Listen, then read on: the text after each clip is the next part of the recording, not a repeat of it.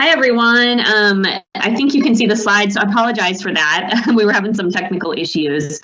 So welcome. I am Jessica Harlan York. I am the Director of the Bureau of Quality Improvement Services here at DDRS. And we are super excited to have everyone here today. We are going to be talking about a lot of things in relation to supporting choice in community for individuals with intellectual and developmental disabilities. So with that, I will introduce Jennifer Akers. She is the Training and Engagement Manager with Liberty of Indiana and is the guru for us today and the steerer of our ship through this webinar. We will be monitoring the chat on the side, so please, if you guys have any questions or thoughts, feel free to chat throughout this presentation, and we will make sure that we will, or we'll be monitoring that and make sure that we get to them. And if we do not, we will keep track of these and make sure that we address them, through email or through a later presentation. Jennifer, take it away. All right. Thank you, Jessica. As Jessica said, I'm Jennifer Akers. I am the Training and Engagement Manager at Liberty for the Bureau of Quality Improvement Services, and I am also the mother of a child who used waiver services, so I kind of have both hats on. We hope you find this training helpful.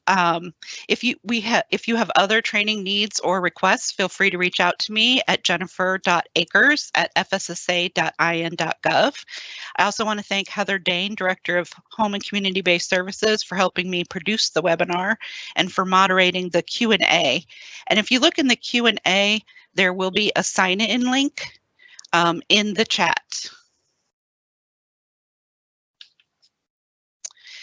Few housekeeping items before we begin. If you'd like to utilize closed captioning, you can access it by clicking the three-dot menu at the bottom of your screen and then clicking Turn on Live Captions. And if you have a question, just submit it via the Q&A on the right side of the screen. And as Jessica and Heather said, they are monitoring that for me because I'm trying to juggle different screens. You just type in the question and hit send, and then we'll answer those at the end of the webinar as time permits. And if you'd like a certificate of attendance, please use the link in the Q&A to sign in, because I will use that to send you an email with that information. So let's learn more about supporting choice and community. We all make choices every day. We choose what to eat and when, what our day, week, month, and year will look like, when to go to bed and when to get up, how we want our home to look and who can visit, who we spend time with and where. However, some individuals with disabilities who receive home and community-based services aren't being supported to make those same choices, to have control over their lives. The home and community-based settings rule requires that supports be person-centered and that individuals have the same choice and control as you and I. So we need to remove that big do not symbol and ensure that they have the same choices. In this training, we'll do a quick review of the home and community-based settings rule, and then focus on person-centered thinking, informed decision-making, and community integration and participation. The home and community-based settings rule was established by the Centers for Medicaid and Medicare Services to maximize the opportunities for individuals accessing waiver services to have access to the full benefits of community living. The home and community-based settings rule was developed to ensure that individuals who are using waiver services have the same rights as individuals who do not have a disability. By creating a set of requirements for HCBS funding, the settings rule ensures that federal funds are used for their intended purpose and that individuals with disabilities have an opportunity to enjoy the autonomy and freedom associated with community life. The settings rule requires that home and community-based services are integrated in the greater community, support the individual's full access to the greater community, including opportunities to seek employment, work in competitive integrated settings, engage in community life, control personal resources, and receive services in the community. Are selected by the individual from among different setting options, including non-disability specific options and an option for a private unit in a residential setting. to ensure an individual's rights to privacy, dignity, respect, and freedom from coercion and restraint, optimize individual initiative, autonomy, and independence in making life choices, including in daily activities, physical environment, and personal associations, and facilitate individual choice regarding services and supports and who provides them. For Indiana to receive the necessary funds to operate our waiver services, we're required to follow the rules and regulations set by CMS for home and community-based services. We have until March 2023 to come into compliance with the settings rule. If you'd like additional resources around the settings rule, feel free to contact BQuiz. And BEADS also released a fact sheet and video this past Friday, so be sure to look for the DDAR's announcement for that information. When the settings rule was first released, there was a great deal of emphasis on the settings, where the individual lived and how integrated it is, and that's still included in the rule. However, subsequent revisions really put more focus on the person and the outcomes of their supports and services. The ultimate goal of the rules rooted in the person's experience. Are they living the life they want? Are they supported to work if they want to? Are they part of their community? That's what we're going to focus on in this training.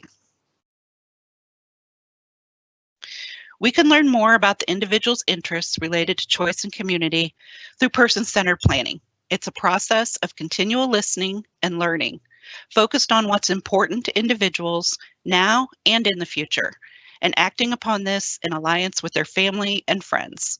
It's the collective term for a variety of techniques used to get to know a person, develop an understanding of that person's hopes for the present and the future, and to set priorities for change. This isn't new to the way we plan with the individual. We've done person-centered planning before, but just like before, it sometimes becomes a really pretty plan, but it doesn't become a reality in the person's life. It often sits on a shelf. It needs to be a living document, and we need to get to a point where we're really person-centered in our thinking every single day. So, what does it mean to be person-centered?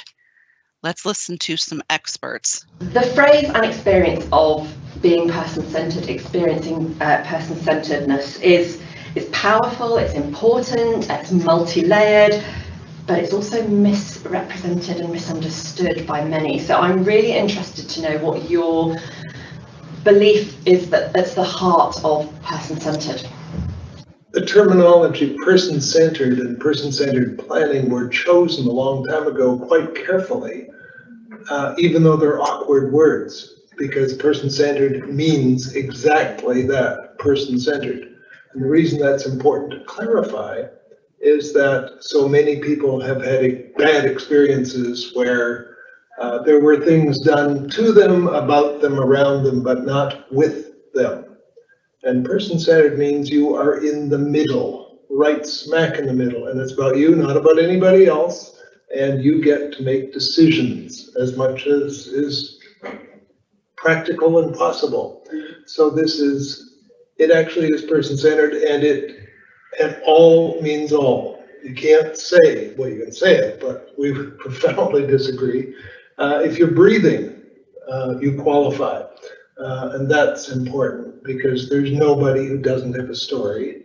And the fact that you don't speak or whatever only means it's going to go a little slower, because there are ways that people communicate powerfully when we listen. And if we're doing something that's person-centered, it means we are listening. And listening means not just ears. It means listening so you hear it in your heart.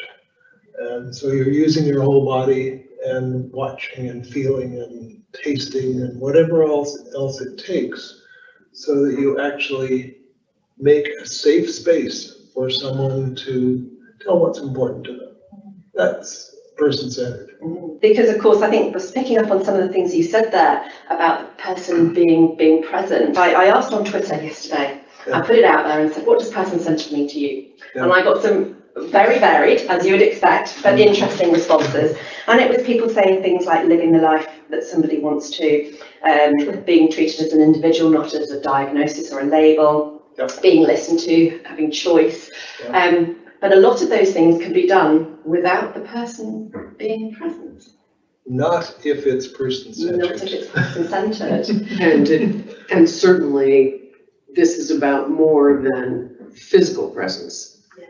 I think that, as you touched on, the way in which we are really listening to what matters to someone and exploring that and being open to, yes, being open to what's possible is really critical if you are working in a person-centered way and engaged in planning conversations that are really person-centered and indeed directed by the person.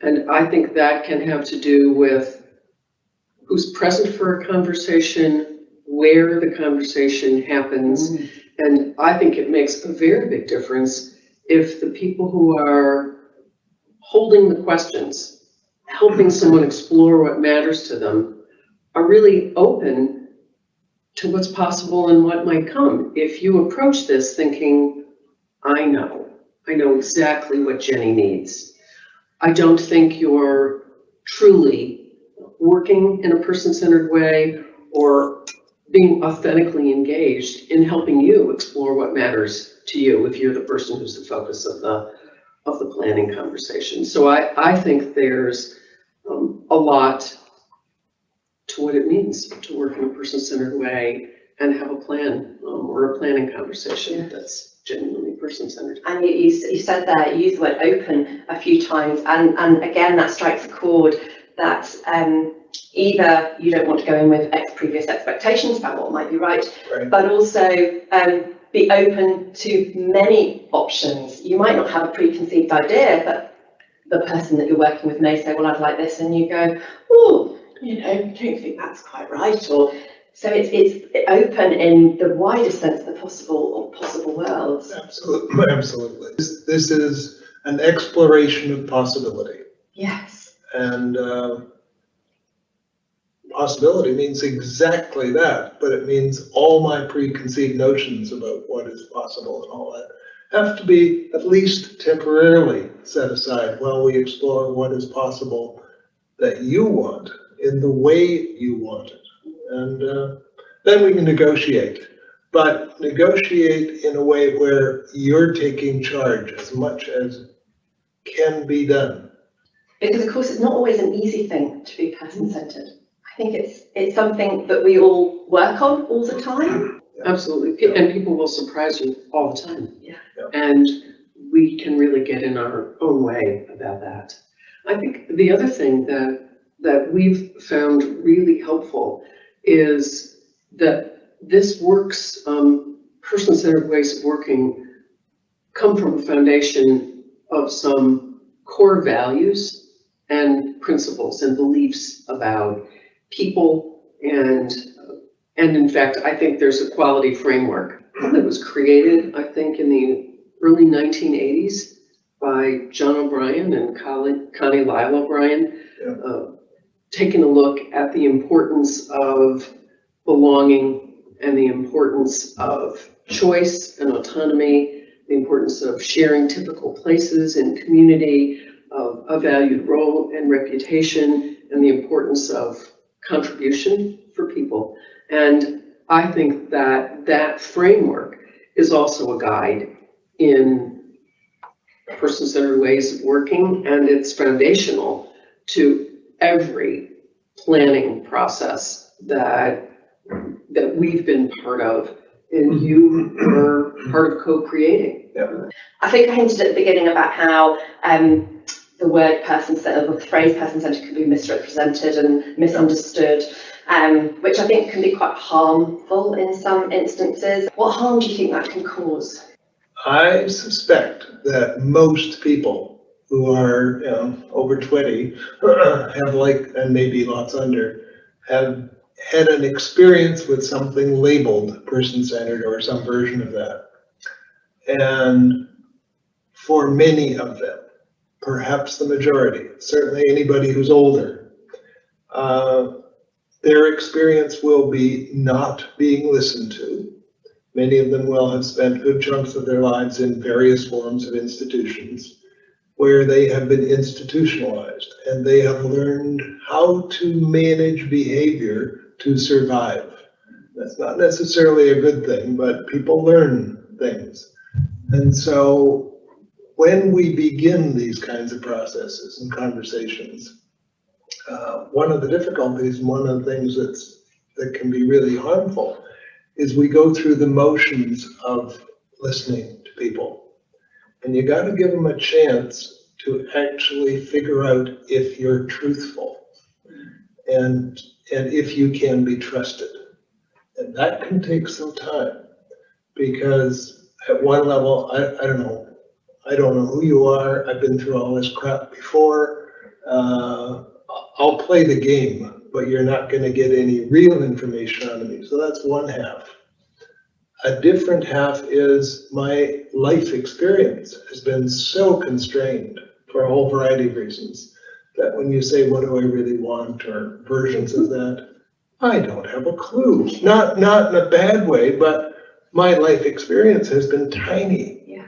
And I need to take some little journeys, learn some new stuff about what's possible. And then I'll begin to make choices. And I might do that in a variety of ways. I might try some really weird things to see if you're gonna shut me down. I mean, I'll do whatever my personal style is. But if we're being person-centered, we need to make space to build trust, and that's going to take time.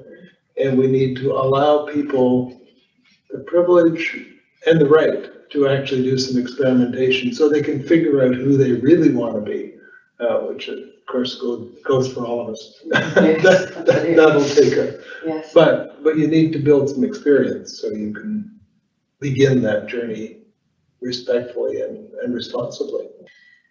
Having these conversations about person-centeredness is obviously crucial, and I think we could talk about it for hours, I know, and there's lots that we could cover, but I think this has been a really useful introduction to it and certainly helpful to everybody watching, I'm sure. So thank you very much for that, and I know it's going to lead on to a film about person-centered planning. Thank you very much.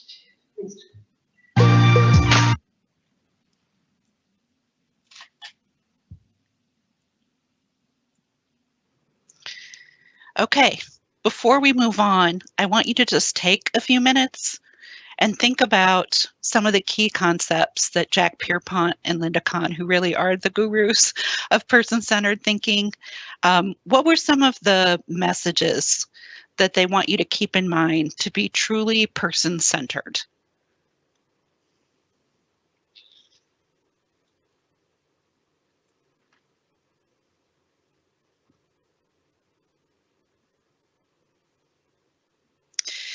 Being person-centered means supporting an individual's choices, and the answer to who is able to make choices is everyone. This is included in the Rehabilitation Act.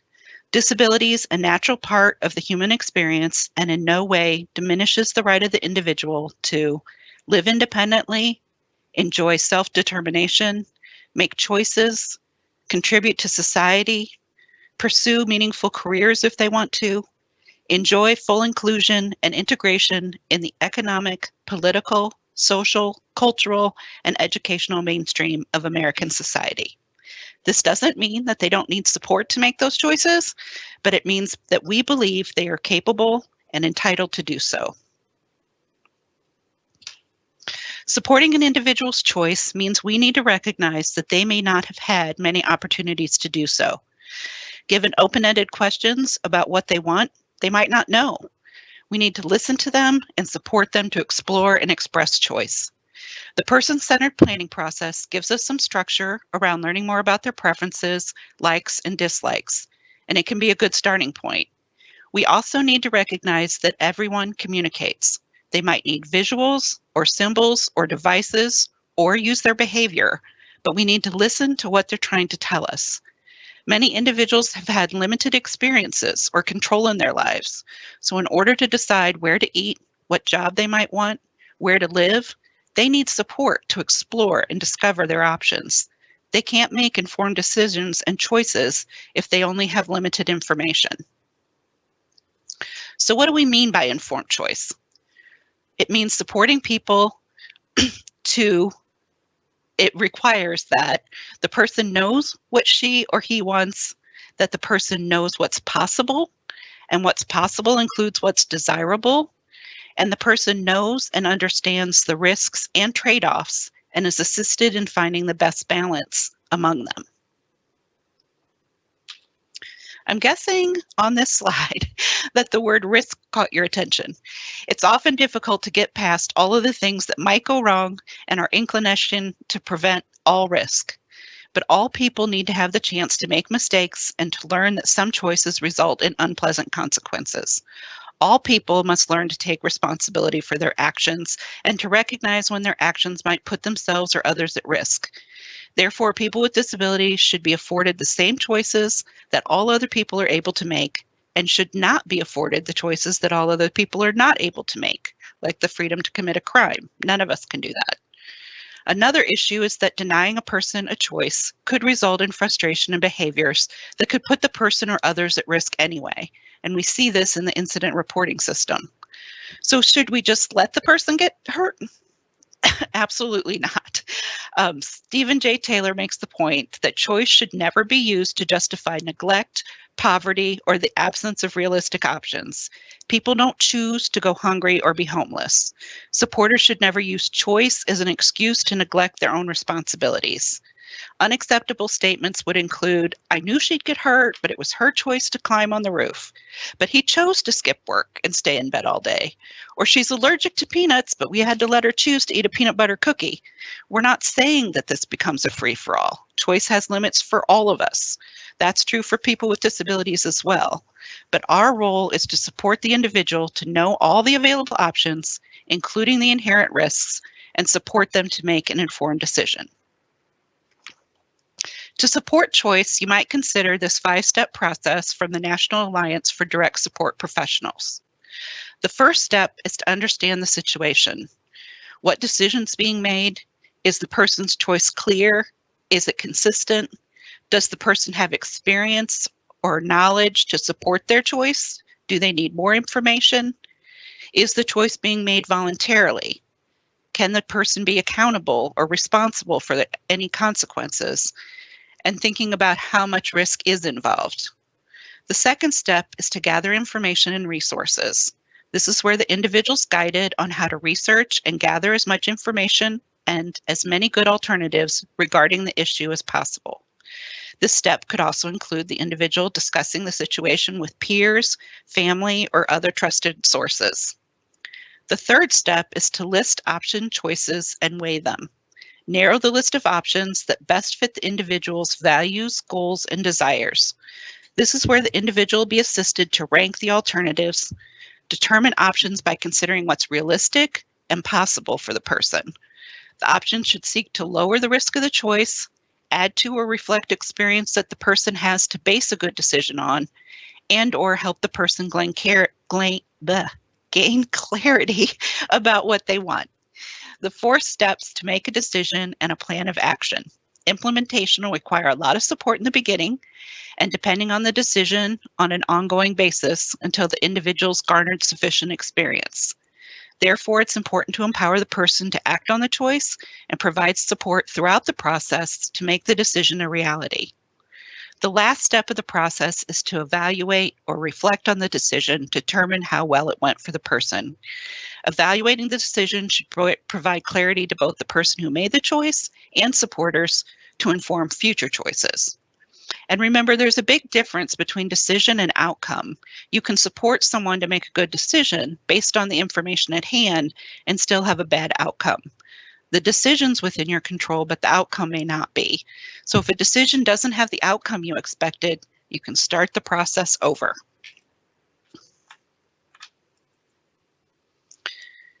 So let's use the informed decision-making process to figure out how to spend a COVID stimulus check or any type of financial gift. Even if the individual has a representative payee, they should be able to have input about how this particular money is spent, because under the Social Security Act, a rep payee is only responsible for managing Social Security or SSI benefits. The stimulus check or a financial gift is not such a benefit. A representative payee should discuss with the individual what choice they want to make about spending or saving that money. So let's use the 5-step process to support Devin to make an informed decision about the money he has. First, Devin would need to find out the amount of money involved and what his options are. Does he want to spend it or does he want to save it? Then Devin can gather additional information he might need to consider. Will it decrease future SSI payments? Will it affect taxes? Will it affect financial eligibility for government programs? Does he have outstanding bills he needs to pay? Does Devin have an understanding of handling money, or does he feel he needs additional supports around financial literacy? He can also revisit his person-centered plan and his vision and his goals. Is he saving for a larger ticket item like a TV or a new bed? Does he have a goal to travel to see friends or family in a few years? Would it be best to save the money toward those future purchases? If he isn't going to save it, what's the best way to do that? Does he have a savings account, a trust, an ABLE account? Does he need to consider how it affects assets for government programs? If Devin decides he wants to spend it instead, what are his options? Does he need support to understand needs versus wants?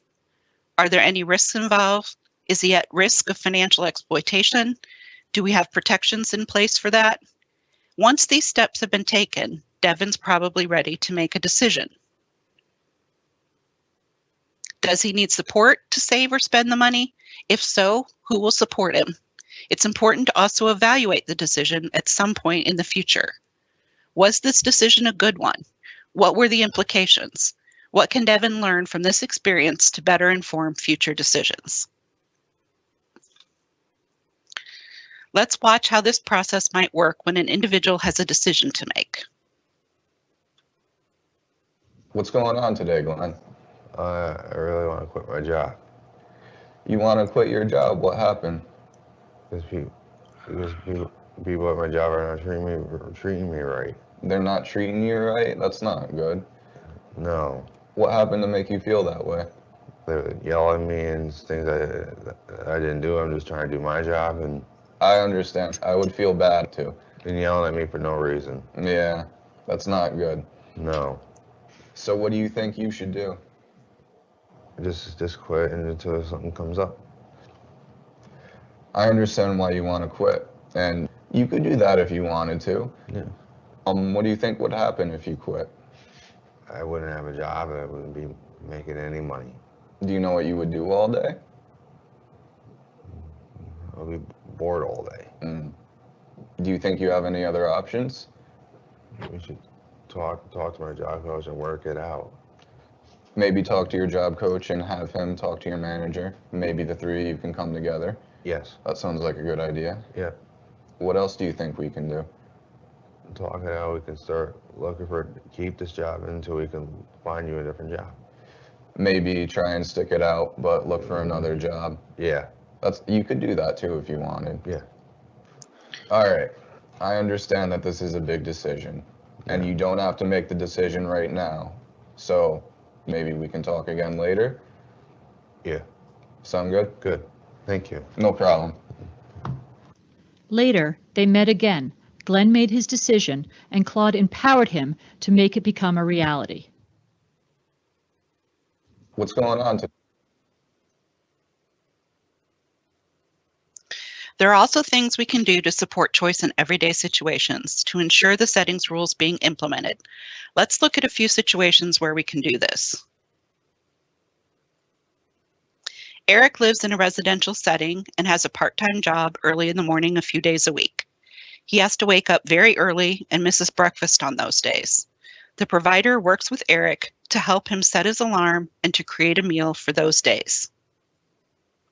An adult day provider in Greenfield plans a trip to the county fair. The provider arranges for interested staff and family members or natural supports of the individuals to come as well. The provider transports the people to the county fair and tells everyone when and where they'll be picked up. The provider assigns staff and/or natural supports as needed to individual people or small groups so that the people can pursue their own interests, activities while at the fair. Becca and Lou live in a residential setting in Fort Wayne. The DSP asked Becca and Lou which activities they'd be interested in for the following month. Becca and Lou aren't sure, so they look through the latest newspaper, posted community calendars of events, and the What's Happening page on the internet to see what piques their interest. After viewing their options, Becca and Lou tell the DSP they'd like to see a new movie in the theater next week. The DSP adds the movie to the list of upcoming activities anybody with an interest can join. Maisie's ready to move into a new setting that provides residential waiver services. She shares her setting preferences with her case manager. Maisie and her case manager gather a list of possible settings that meet Maisie's needs based on her assessment and preferences, and then they schedule a time to visit Maisie's top 3 choices so Maisie can meet the providers, see the home, and make an informed decision. It's not enough to talk the talk. We have to walk the walk. Individuals with disabilities have the right to make the same decisions we make every day, with good and bad consequences, with and without risk. The need to receive supports and services doesn't negate the need for choice and control over one's life. So take a minute to think about this for a second. Do you support individuals with disabilities to make informed decisions? What choices or decisions can you support them to make instead of making the decision for them?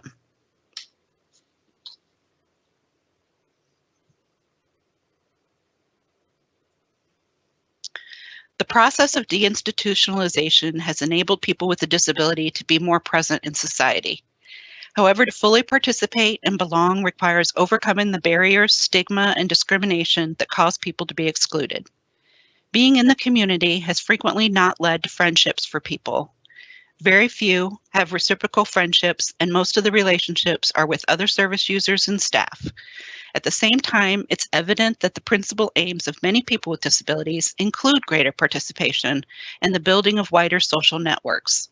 Time and again, when people with disabilities are asked what they want, they say it's the chance to have a good life with a job and friends in a place they choose to live. The same thing most of us want. Yet people with disabilities are more isolated than other members of the community, and their services often create barriers rather than opportunities. The isolation of many people with disability testifies to the fact that we can't always expect individuals to overcome barriers by themselves.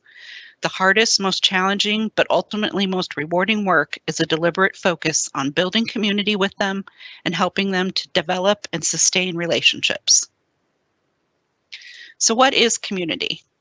The definition of community can be divided into 3 parts. Community is geography, community is a local social system, and community is shared identity. When we speak of community, we speak of belonging either to a neighborhood, a network of family or friends, or to a community of shared interests. To build community and develop networks, we seek to build an environment in which all individuals are able to contribute and to provide opportunities for connection between individuals who have something in common. We can't honor person-centered planning and thinking if we don't know about opportunities in the community for individuals to connect and participate. Community mapping can help us identify those opportunities. What interests the person? Where's the heart of the community or the central place to be, and what's there? What are the main attractions, stores, entertainment, services? What are the assets of the community? What do people need help with? Where can we contribute? What and where are the public places people like to go, like the library, community centers? What's going on? Beyond just attending these places, can someone work or volunteer there? It makes sense to start with something that interests the individual. John's always had a passion for trains. He loves to spend time at the local train station, watching the trains come and go and recording their numbers in a book. He'll spend hours in his room, logging his information, and will then spend hours trying to tell anyone who will listen about the trains he's seen that day. The staff in John's house thought that he should work to control his obsession and try to relate more to other people in the house about other things. He was considered to have obsessive tendencies, and it was felt that they shouldn't be encouraged. However, when a member of the staff really thought about John's gifts and how he could make connections with other people, the most obvious place to start was with his passion for trains. Looking for opportunities for John to spend time with other train spotters was a really good place to begin to help John to make connections. If an interest isn't obvious, here are some questions to ask. What hobbies or activities make you excited and you find to be really fun? And in what ways do you like to help other people? All of us have unique characteristics and behavior. As adults, we're able to seek out places where we feel comfortable and where people behave like us. People with disabilities often have less choice about this and are taken to places where their support team, rather than they, feel at home. Let's learn a little bit more about Denise. She's a middle-aged woman, gifted with flamboyance. She has bright red hair, dresses in bright colors. She talks a lot and loudly, embracing people she's only just met and asking direct questions. Denise lives in a house with 2 other people, but doesn't know many people her own age, so she wants to meet people. So her support worker, Angie, decides to take her out. The first place they go to is a local restaurant, because Angie's well known there, because she's always lived in the area. It's a fairly quiet restaurant where local couples go for a meal and tourists pop in for a drink. Angie realized within a few minutes that she'd made a mistake. Denise behaved as always, laughing and joking loudly and engaging people in conversation. The trouble was that people didn't want to talk. They'd come out for an intimate evening. Angie felt embarrassed, and Denise realized she wasn't welcome. They went home after about an hour, both feeling that the evening had been a failure. So the next day, Angie met with her team, and they considered what had gone wrong. Instead of blaming Denise for her behavior, which has always been part of her, and what makes her lovable, as well as being awkward sometimes, they blame themselves for not having thought the issue through sufficiently well. The next week, they talked about it, and Angie and Denise decided to travel to a nearby town where they went to a dance club. Everyone there was dressed flamboyantly. The music was loud, so you had to shout, and everybody enjoyed talking with Denise. Angie's left the team now, but Denise still goes to the club with the woman she met there. It's extremely limiting to assume that behavior has to be changed in order for people to participate in community life. There are some behaviors that people can't change, it's just part of who they are. Spending too much time trying to change it's frustrating and demoralizing and can become oppressive. So what it means is that we need to be thoughtful and purposeful about our role in supporting them in their experiences. Another barrier to community participation is that life is a risky business. We all take risks every day, and supporting an individual's choices means some of them will include risk. By evaluating and planning for any potential risks, we can mitigate them and still support choice and control. So let's look at some of the potential risks for Denise. A, she's too friendly and annoys people. This is quite likely to happen, but unlikely to have much impact. Denise is a very friendly person and likely to talk to complete strangers. However, people normally make it clear to Denise when she's bothering them. She doesn't mind and just talks to someone else, so the team decides they don't have to plan for that. Risk B is unlikely to happen, but could have a very high impact if it does. So the team decides to stress to Denise's friends how important it is that she stays with her and brings her home at the end of the night.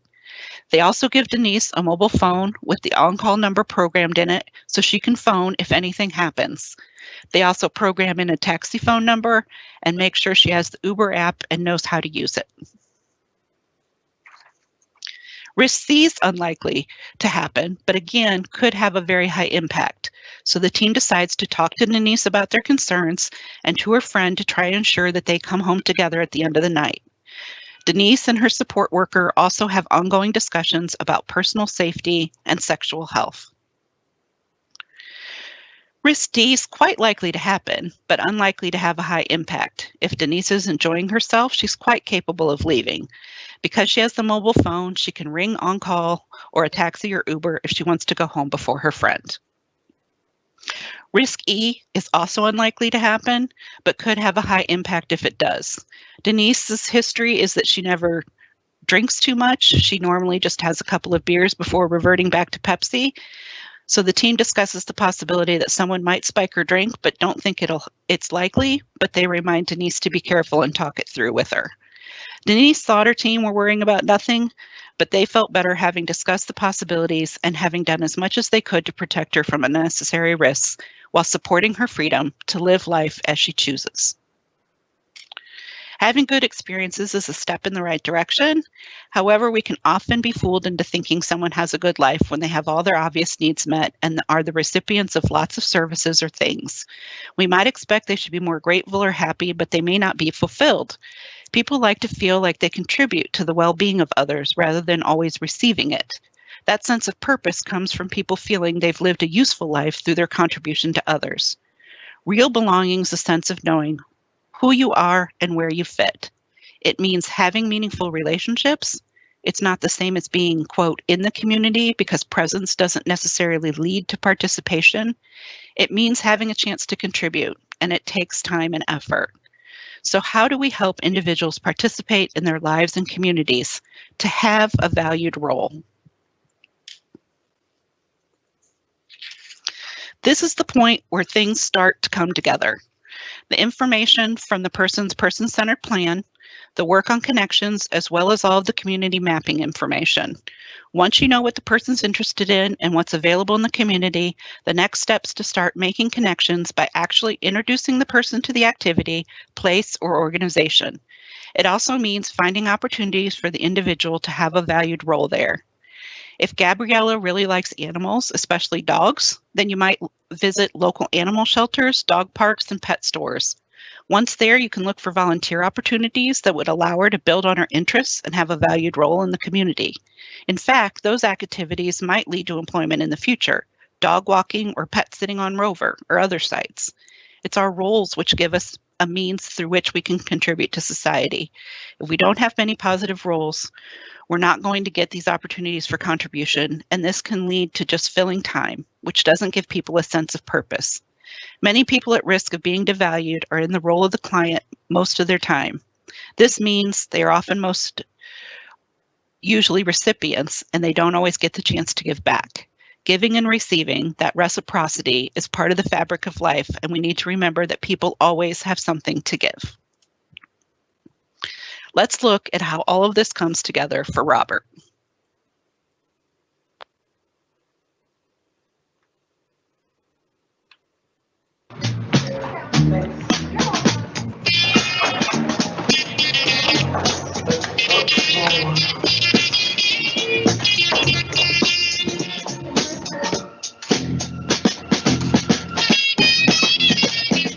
I just announced the gift shop is open. Yeah.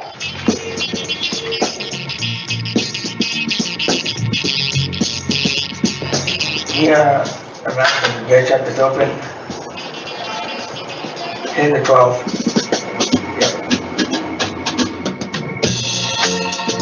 Whatever Robert winds up doing, it needs to be something interpersonal. It's just his ability, no matter where he is, to make people happy. And he's got the kindest heart. They're just there for me if I need anything that I need. We take care of each other, don't we? Yeah. Yeah. Of course we do.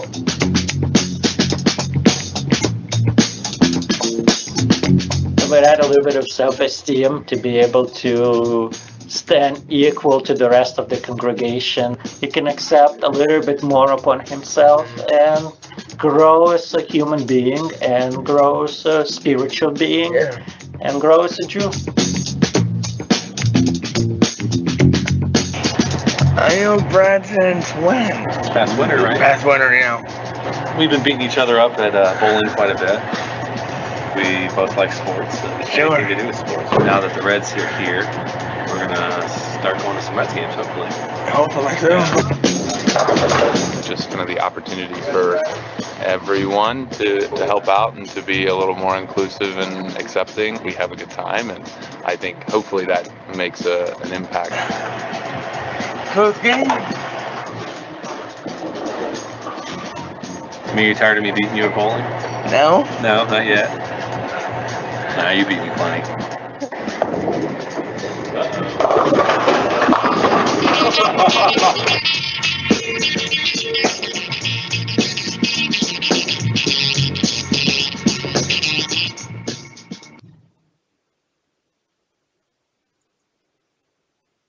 Think about your role in supporting community participation. Have you mapped the communities where you work? What are some of the interests of the individuals you support? Are there transportation options? How can you best support individuals to connect with opportunities in their communities, and what roles might they have there? We hope this information has given you some tools to support choice and community participation. If you'd like to dig a bit deeper, these are the resources we referenced to create this training. We can't change the system without you, so we want you to know that we're here to help you in supporting individuals to live their best life. Thank you for empowering people to live, love, learn, work, play, and pursue their dreams. Please be sure to sign in at the link if you'd like a certificate of attendance. This training's been recorded and I'll be able to view at a later date. You should see it in a DDARS announcement, but I'll also send a follow-up email with the certificate and an evaluation. The evaluation is short and anonymous, so please take a few minutes to complete it so we can improve future trainings. So we're ready for some of the question and answer now, if anybody has any. Thank you so much for joining us and for your patience. So Jennifer, we just had a couple of questions that I think I will touch on just real quickly. There were a couple of questions about, how teams can do this and, really make sure that we are supporting our individuals and our services, to have this informed choice and to have access to their community when some people on the team are not necessarily on board. And so what I would say to that is that, this is a shift in the way we are thinking about and supporting individuals. And, here at the state, we really want to support the teams in doing that.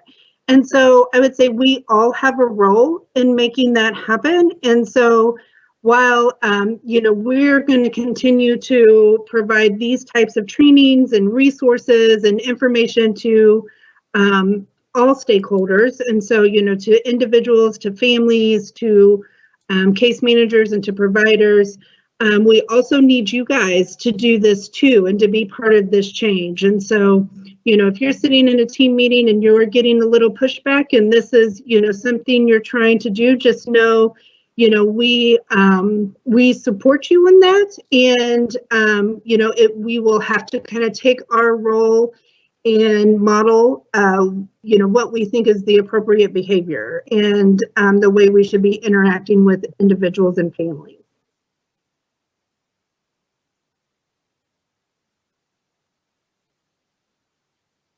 So there have been a couple of questions in regards to, if the slides and recording will be available, and those will be available on the BEADS website or the BEQUIS website, I apologize, probably within the next week or so. So I think that's all the questions that we really have. Jessica, did you want to say any final words? Yeah, I think sorry about that, guys. Thank you all for attending today. We hope this was helpful. We're happy to, as Heather mentioned, have conversation, assist teams. Again, this is a team effort. There's not one group of people that really needs to think about person-centered, thinking and practices. It really is a team. And so we're happy to help if there's ways that or resources that you guys, think would be helpful to you, or even us, joining, obviously if the individual wants us to join a team meeting or have conversations, we're happy to do that to help individuals live their best life. So please feel free to reach out. And thank you for attending today. And we look forward to future webinars over the next couple months. Thank you, guys. If there's anything that I can do, if you'd like additional resources about different things, feel free to email me. I will, as Heather said, send this out to those of you who registered, but it will go out as a DDARS announcement to let you know where to find it as well. But you can always contact me through BEQUIS Help. And I'll be happy to pull some additional resources or help you talk through some things too. So thank you so much.